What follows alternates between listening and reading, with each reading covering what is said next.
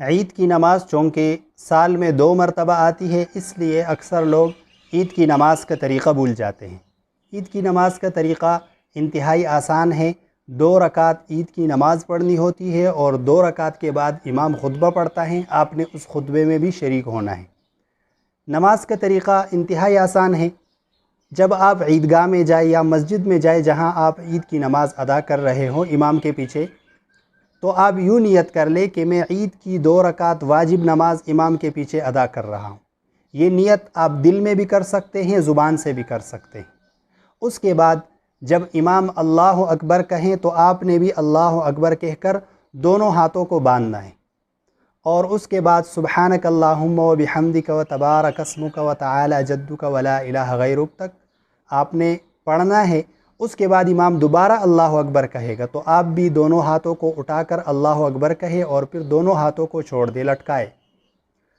دوسری مرتبہ پھر امام اللہ اکبر کہے گا، آپ بھی اللہ اکبر کہے، دونوں ہاتھوں کو کانوں تک اٹھا کر چھوڑ دے۔ تیسری مرتبہ جب امام اللہ اکبر کہے گا تو آپ بھی اللہ اکبر کہہ کر دونوں ہاتھوں کو کانوں تک اٹھائے، اور اس دفعہ آپ دونوں ہاتھوں کو باندھ لیں۔ امام قرات شروع کرے گا، سورہ فاتحہ پڑھے گا، سورت پڑھے گا، آپ خاموش رہے، اور پھر امام رکوع میں جائے گا، سجدہ کرے گا عام نمازوں کی طرح۔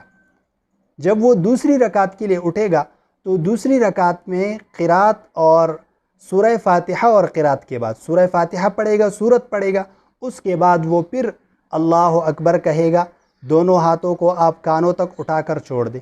دوسری مرتبہ پھر اسی طرح کرے، تیسری مرتبہ پھر اسی طرح دونوں ہاتھوں کو اٹھا کر لٹکائے رکھے۔ چوتھی مرتبہ آپ نے ہاتھ نہیں اٹھانے۔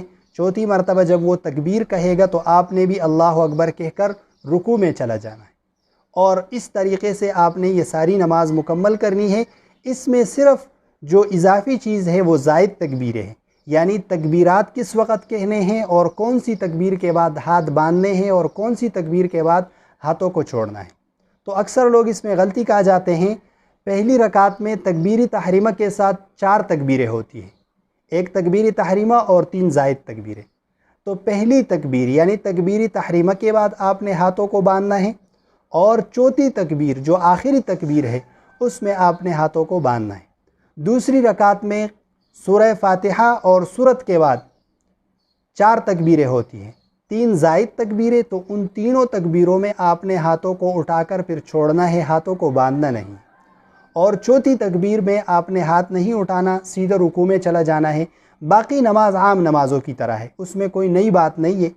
اور جب امام نماز پوری کرے گا اس کے بعد امام خطبہ پڑھے گا، آپ خطبہ سنیں۔ یہ عید کی نماز کا طریقہ ہے۔ اگر آپ اس طریقے سے اس کو یاد رکھیں گے تو انشاءاللہ ہر سال آپ کو یہ طریقہ یاد رہے گا، اور آپ کو دوبارہ یہ طریقہ یاد کرنے کی ضرورت نہیں پڑے گی۔